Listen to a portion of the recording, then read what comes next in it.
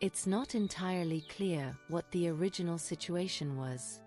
However, around 1,000 bear skulls have been discovered, and it's assumed that there might be tens of thousands more at the same time. These skulls were very neatly arranged in the cave. The theory is that it could have been a place where bears died, but this doesn't seem to be the case, as they are all laid out very carefully. Another possibility is that primitive people hunted there and butchered bear carcasses, taking the meat with them. However, no one has been able to answer the question of why only one of these hundreds of bear skulls has a lower jaw and the rest have skulls without lower jaws. In addition, there are other locations in Europe where cave bear skulls have been found without lower jaws, which is strange if we assume it was just for food. Where did they put the lower jaws? This seems like a less desirable part to eat. Why was it removed? What happened? In Switzerland, there is a find of a burial site with a Neanderthal and a bear's skull next to it. Was this an accident or not?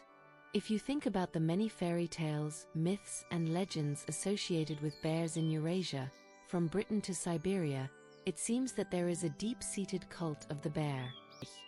But one explanation, not the only one, but one possible explanation for the name of King Arthur is that it means a bear. And maybe once, it was some kind of mythical creature that was worshipped in the shape of a bear. We all know a lot of fairy tales, where the bear often acts like a fool. Who ate my porridge? The bear says. I'm high up on a hill, looking far away, he says. That is, the bear is always being tricked by the hero. But there is also a clear pattern here. The hero or heroine often goes into the forest, which is a magical place. We'll talk more about that later. I've been asked to give a talk on fairy tales and will definitely do that. The forest is a special place. There, the heroine encounters the bear and performs some actions that lead to her returning home, finding a fiancé, or becoming rich. In other words, she receives some kind of reward for her actions. The bear in the forest serves as a magical destination, its habitat. For example, in the Slavic languages, including Old Russian, there was no familiar word for a bear. Instead, there was another word with the same Indo-European root, such as the English a bear, or the German a bear. This root remains, and the bear's habitat is called a den, which means a lair, or a pit. There are various theories about how this animal was originally named, but it is believed that people were afraid to use the actual name for fear of the animal. He was too sacred, too scary. Today, hunters still believe it is impossible to name a bear in the taiga. As a result, there are many words that replace the word a bear: grandfather, old man, master of the taiga, etc. They didn't call the bear by name, but referred to it as the owner of the forest or the one who knows honey. The word a honey here is how the word a bear came to be. Clearly, his first name was so sacred that it was forgotten over time. Amazing stories were recorded in the 19th century about bears in Siberia. These stories told about a bear that was the master of other bears and all other animals in the forest. In the 19th century, ethnographers recorded such a custom among a Siberian people. When a bear was hunted and killed, it was a significant event for the entire tribe. This was because of the amount of meat it provided, as well as the respect they had for the bear as a powerful and respected creature. The bear was brought to the village, and the villagers started to prepare it. My students always enjoy hearing this story. They would cut the bear's skin and say, hello, grandfather. Thank you for coming to visit us. They then invited the bear to take off its fur coat and enter their home. This was a ritualistic performance that they performed to welcome the bear into their village. After the ritual, they removed all the meat from the bear and carefully folded the bones. Beliefs about the afterlife were common throughout different cultures, including Siberia and ancient Greece. These beliefs stated that if all the bones were folded and the skin sewn up, the creature would come back to life. They built a grandstand and a bandstand in the center of the village, and put a grandfather who was visiting them there. They organized a holiday in his honor and killed several dogs. It was believed that the spirit of the bear, along with the spirits of the dogs, would go into the forest and tell other bears and animals about the good time they had at the celebration. The hunting would be good from then on. These ideas come from the 19th century and are connected with ancient Neanderthal burials. We will never prove this, but the ethnographic material shows a great deal of evidence for giant bear worship. We can talk about this topic endlessly. The finds are very ancient, even before Homo sapiens. They allow us to speculate about something like that.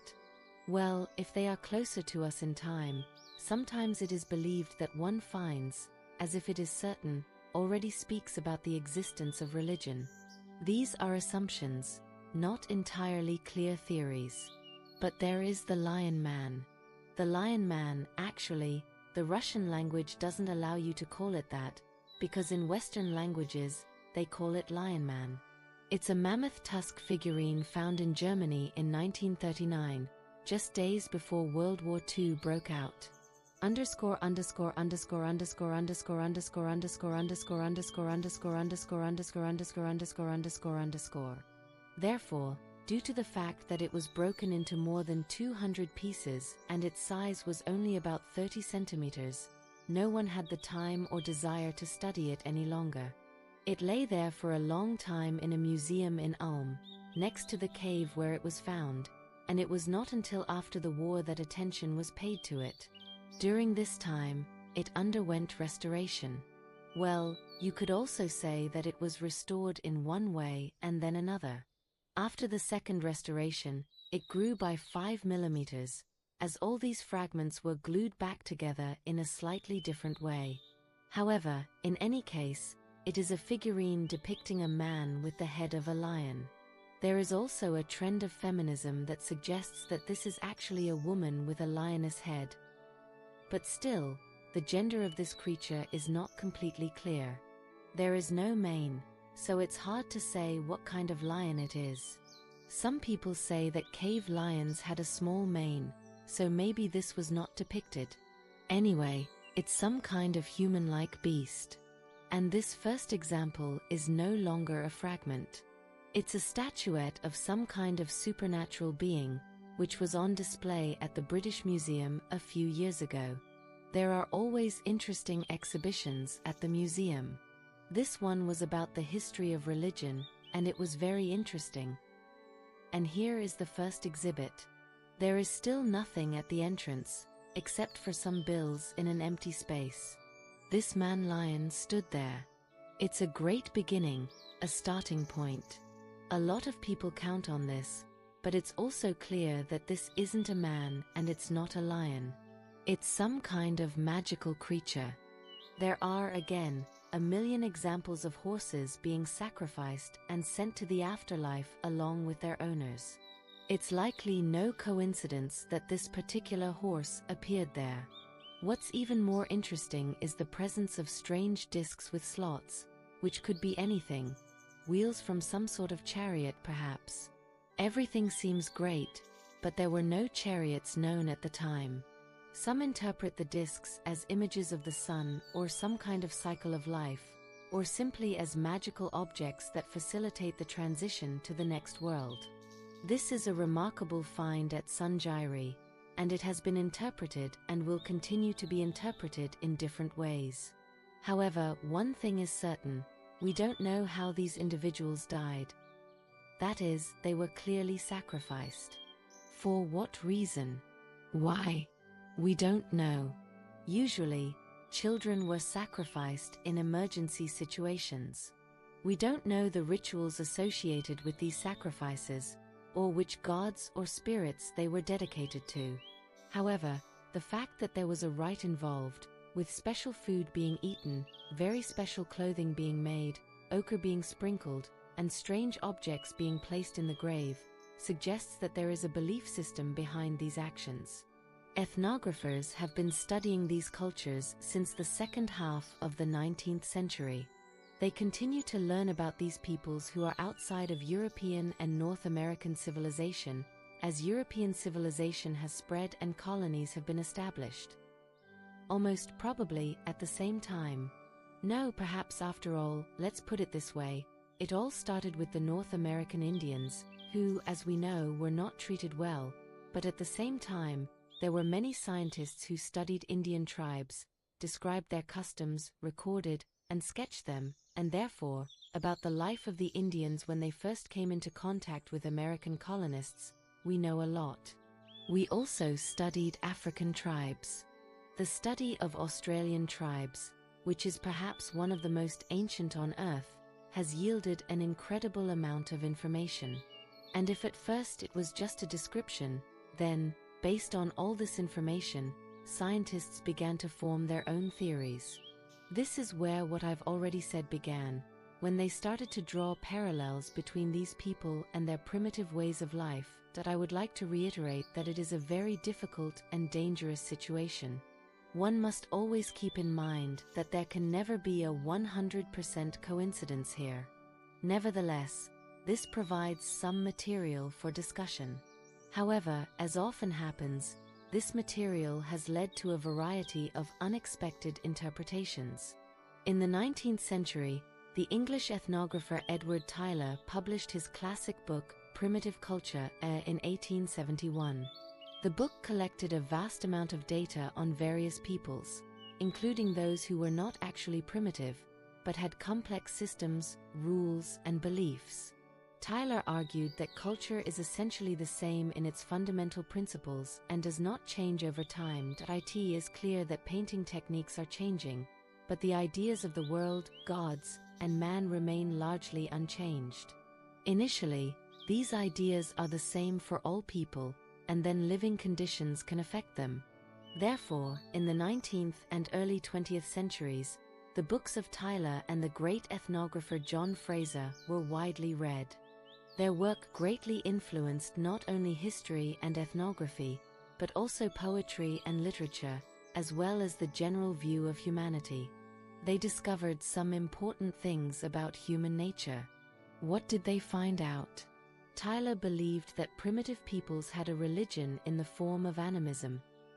Tylor formulated this idea: animism is the foundation of religion. In other words, religions can develop further and create complex systems, but at their core, they all start with animism. What is animism? It's the belief that everything, trees, animals, and nature, has a spiritual essence. This is something that primitive people felt very strongly. They consider not only animals, for example, to be alive, but also their relatives. They also consider trees to be living beings. Furthermore, another concept that is very popular in relation to the primitive world, such as animism, or the belief that inanimate objects have souls, will grow out of this. Not only animals have souls. Not only. Well, okay, plants and stones can also have souls. Various peoples have noted that any object that somehow differs from the usual can have magical qualities. Tylor gives an example of a man from an African tribe who was walking and tripped over a stone. The man realized that this stone was not ordinary. He took it, brought it, and began to worship it. This means that it can be anointed, or it can be dressed up, or it can be beaten if it does not comply with your request. In other words, it is a living being that you can interact with. Another thing that was discovered at that time and is still popular today is the idea of totemism, which is one of the oldest forms of religion. The word a totem comes from the North American Indians and means an animal ancestor with magical powers. We have seen many films and read books about tribes descended from eagles, snakes, wolves, bears, etc., and every tribe has its own unique totem. Today, the word a totem is used all over the world to describe the animal or creature that a particular tribe considers to be its ancestor. The tribe believes that they are descended from this animal, and they have a special connection with it. There are two main ways that tribes relate to their totems. In some cases, The animal is considered sacred and taboo, meaning that members of the tribe cannot kill or harm it. They don't hunt, eat, or even touch this animal. This is because they see it as a spiritual guide and protector. In other cases, tribes will hunt and eat their totem animals. However, they still feel a strong connection to them and often portray their spirits in totem poles and other symbols.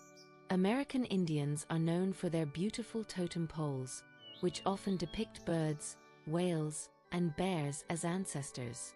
These totems serve as reminders of the spiritual connection between the tribe and nature. All these ideas are well superimposed on the image of the lion man found in Germany or on another controversial image in a cave in southern France. There are many primitive caves in southern France and northern Spain. The famous cave of the Three Brothers in southern France contains images that are believed to represent a primitive priest. A creature stands there, seemingly on his feet. He is like a man but also has animal traits, such as horns. Whether he is a lion man, a mixture of human and animal, is not clear. Sometimes, it is believed that the priest, a shaman, wore a mask depicting an animal. Well, here, there are some big problems with this image. For example, the archaeologists who excavated it painted it quite heavily, or they interpreted it in a way they thought was correct. These ideas about ancient people feeling kinship with animals and plants, and their closeness to nature, are strongly confirmed by ethnography. A surge in interest in these ideas occurred after the release of the book The Golden Bough, a large study by the English ethnographer George Fraser. Today, ethnographers and historians consider the book to be outdated, but it still has some value. And yet, it's somewhat difficult to read, as there are numerous different rituals and customs that exist throughout the world.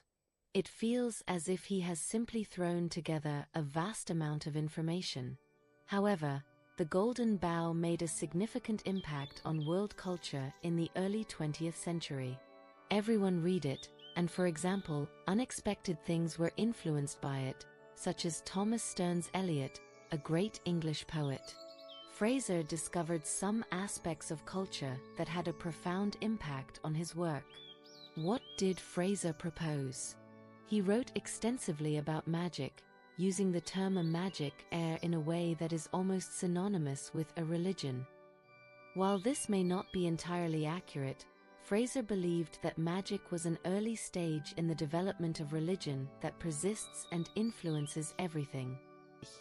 Here is a house under construction, or perhaps a hut, or a village hut.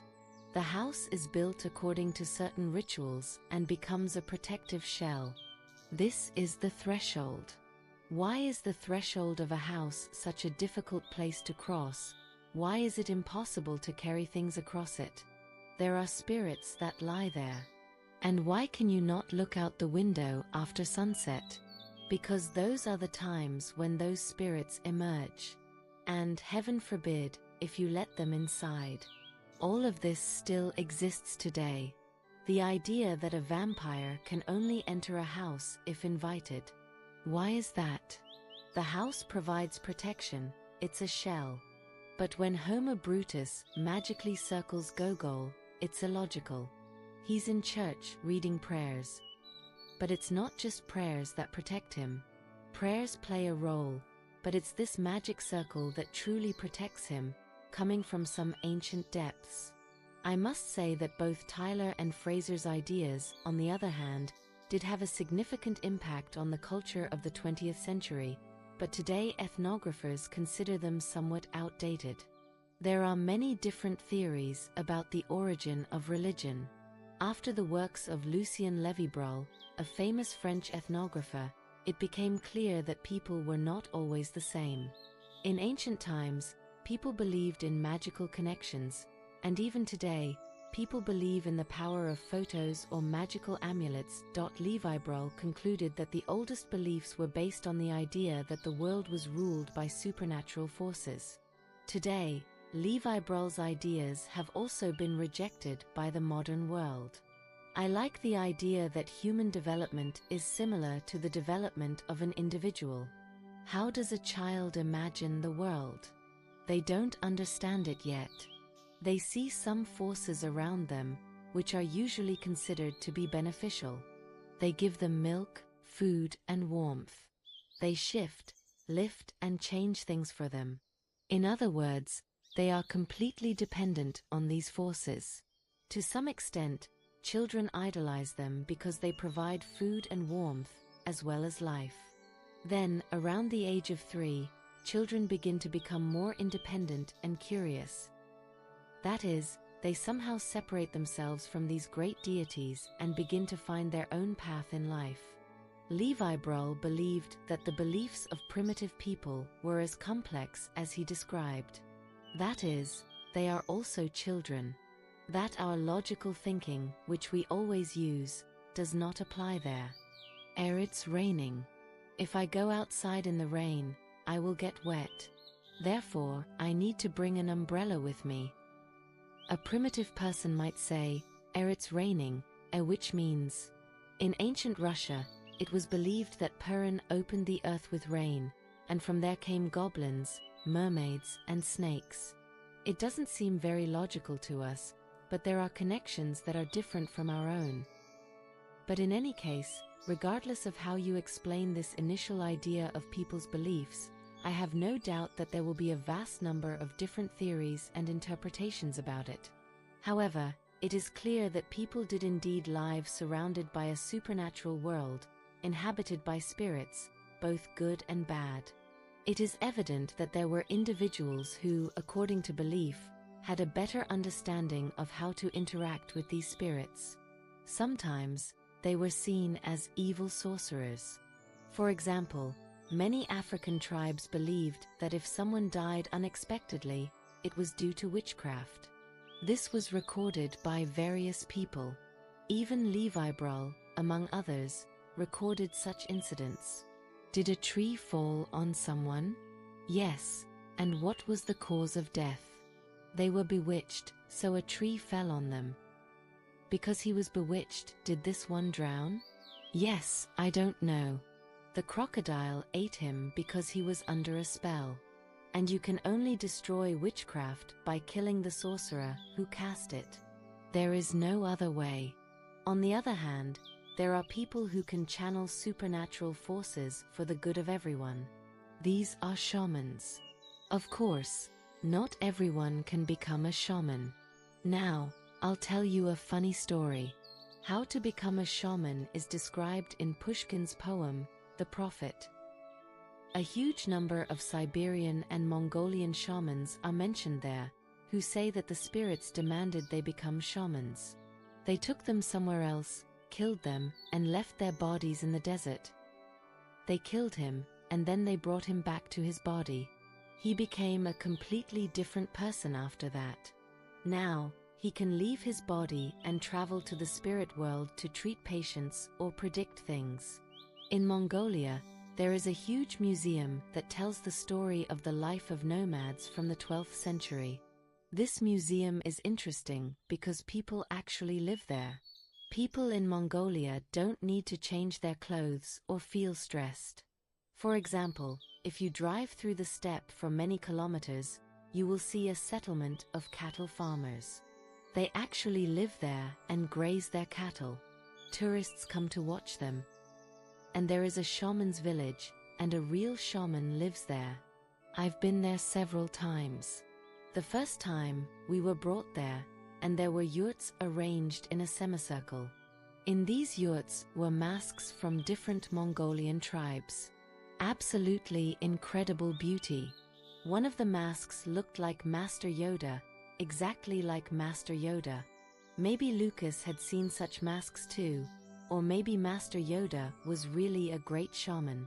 We were brought there and told to look at the yurts and masks. But we weren't allowed to go inside, because the shaman was treating a girl there.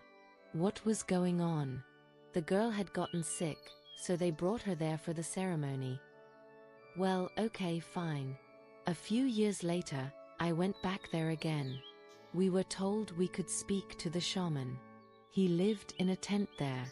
He was a guy in his 30s, wearing sweatpants and sneakers. I asked, how did you become a shaman? Have you been a shaman for a long time? He said he had been for 10 years. And then it was very interesting. I asked him what he did before he became a shaman. He said, I don't remember. Maybe he was lying.